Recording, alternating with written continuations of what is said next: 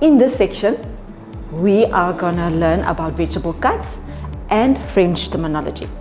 So over here we have Julienne, Brunoise, Barthonet, Macédoine, Vichy, and this is the rolling cut. So let's start. So with your chef knife, we are gonna cut the Vichy cut as well as the rolling cut. So with the Vichy, you just position your fingers behind the knife and make sure the cuts are more or less the same size. So this is the Vichy cut.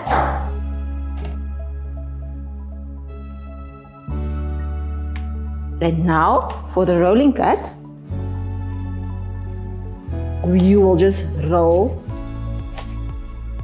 the carrot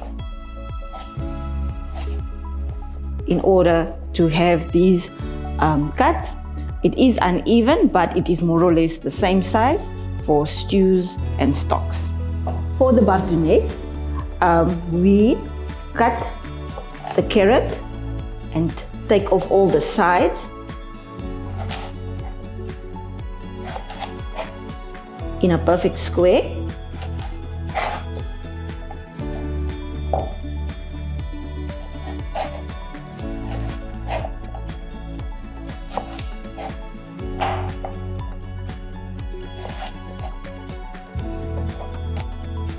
And then from the Barthonet, we are gonna cut the Macédoine, which is just small blocks.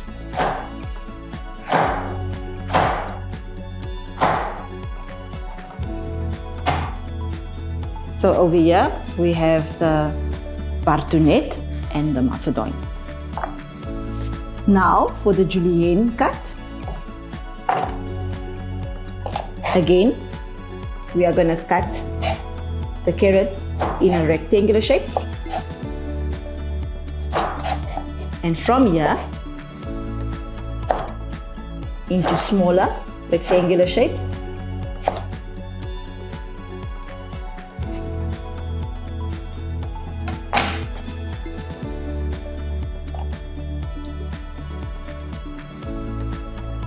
For Julienne, we would like it to have a perfect matchstick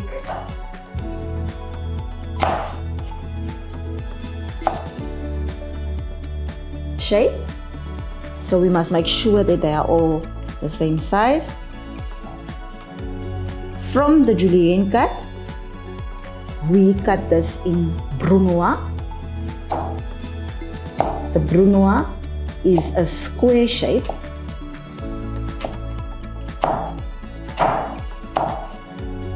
Make sure you don't chop it, but just slice through it. So over here, we have the Julienne slices and the Brunoise slices or cuts. So this is for working with the carrots, and now we will move on to other vegetable cuts. So for the chiffonade cut, again we are using our chef knife and we are finely slicing through the leafy green, which is spinach, in order to have the chiffonade cut. The same with the cabbage.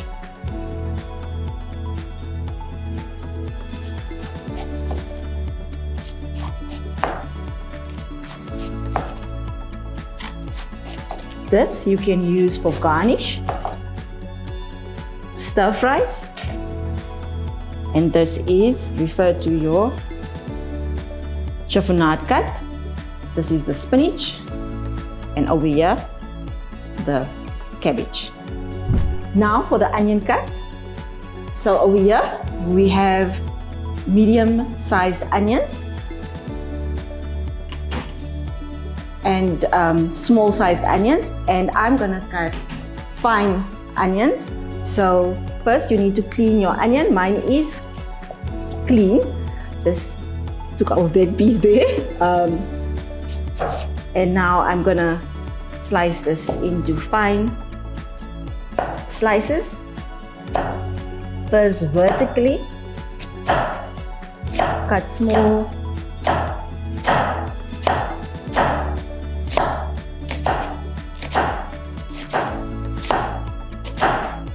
Indent.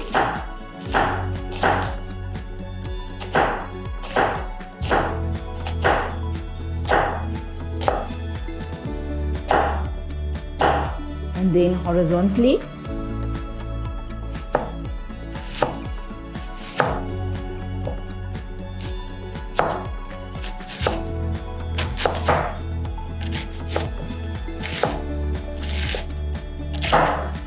This onions you can use for salads or salsas because it's a nice fine cut.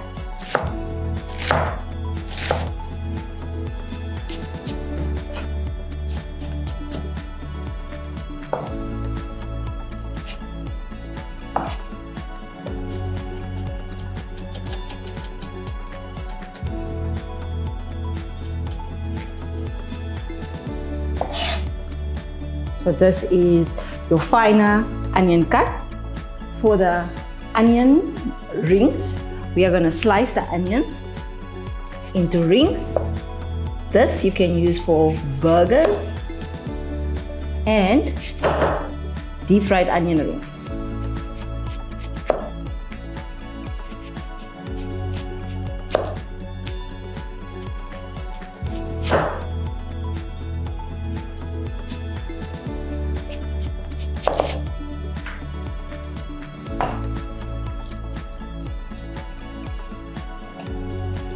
So here's onion rings. For the onion slices, we are just going to hold the onion at the back and slice the onion from the side.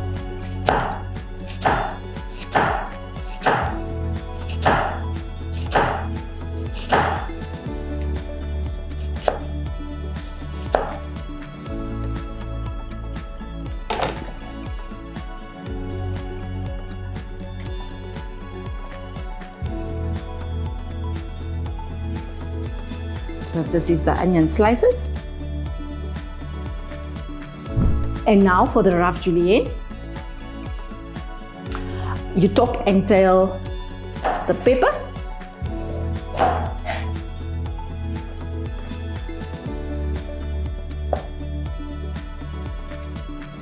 And clean the pepper on the inside. And then you slice through the flesh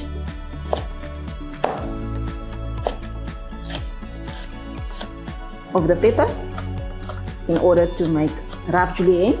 So the rough julienne you can also use for stir fries, and you don't have to focus on it as the actual julienne and make it perfect mesh sticks.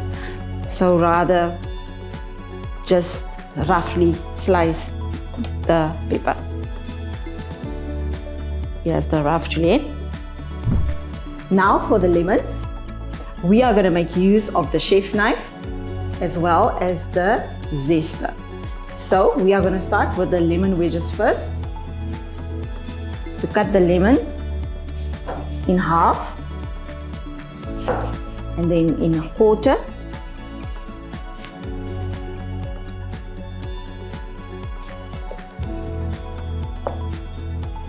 Depending on what you are making, you can remove the part of the lemon that doesn't look appealing. So that is the lemon wedge. I'm gonna make a last one.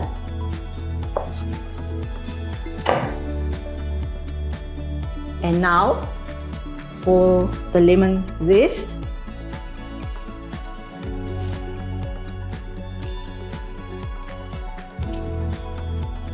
Just move the zester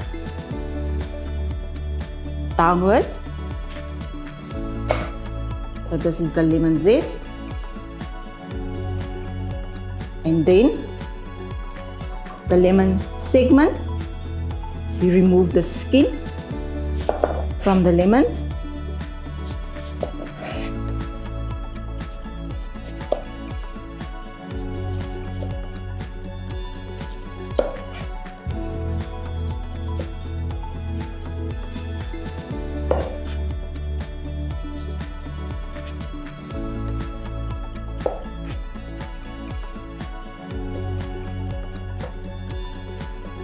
So the segments will actually guide you on where you need to cut.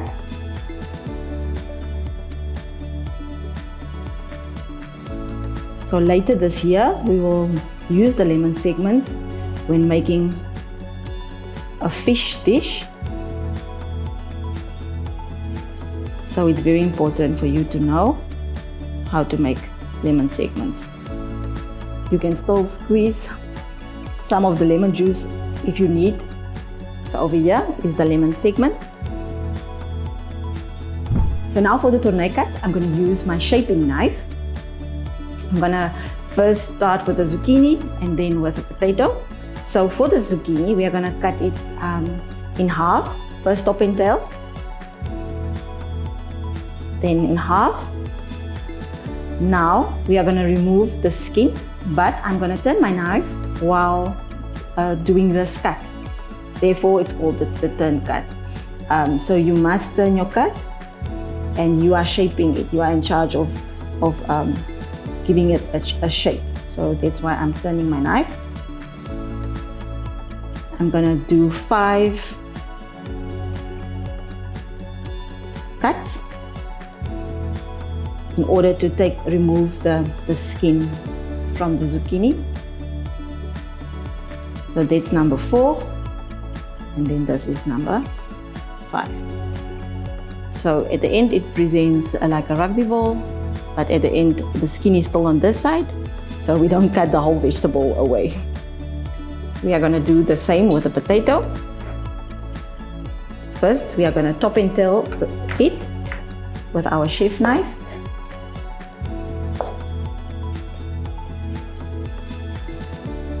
But this time around I'm going to do 6 slices because I would like it to be all over an oval shape.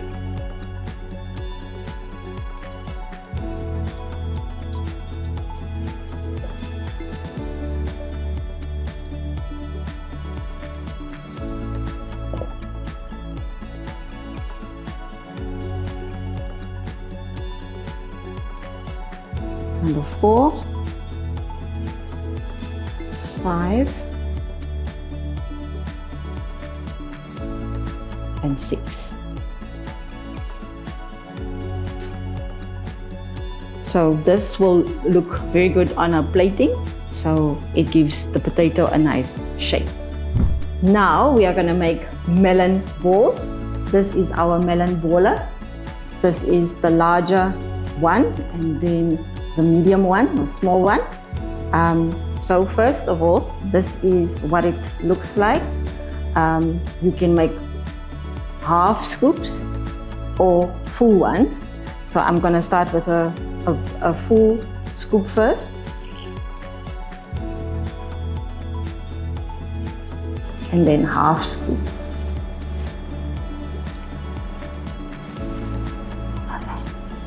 And then here is a sweet melon, and with this I can do the same.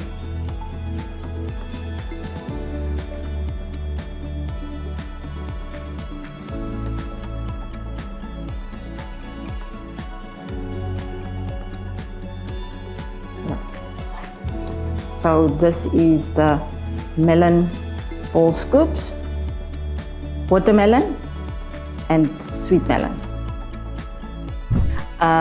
We are using parsley at the moment, so you will just bring the parsley together and then make sure that your fingers are positioned at the back of the knife and not in the way. So at first you will just chop the herbs,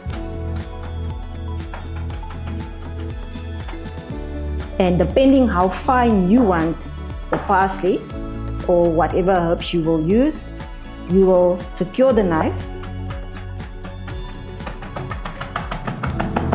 by holding it at the top and moving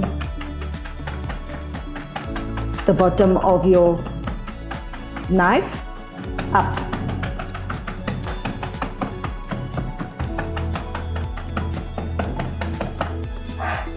Depending on how fine you will like it, the more you will move your knife.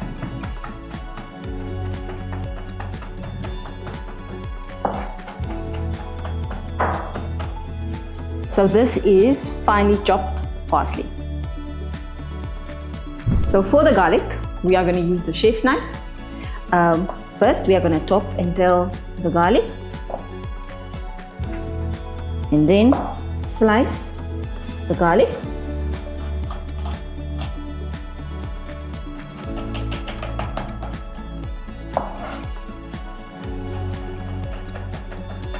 This you can also use when cooking. It adds a lot of flavor.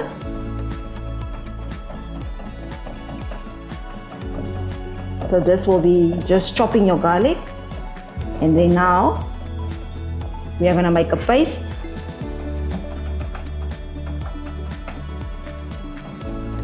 By adding salt,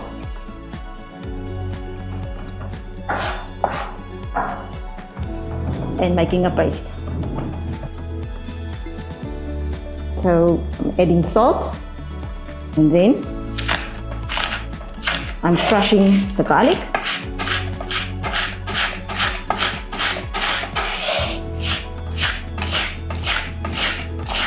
I'm using the flat part of the knife to crush the garlic and create a paste-like consistency.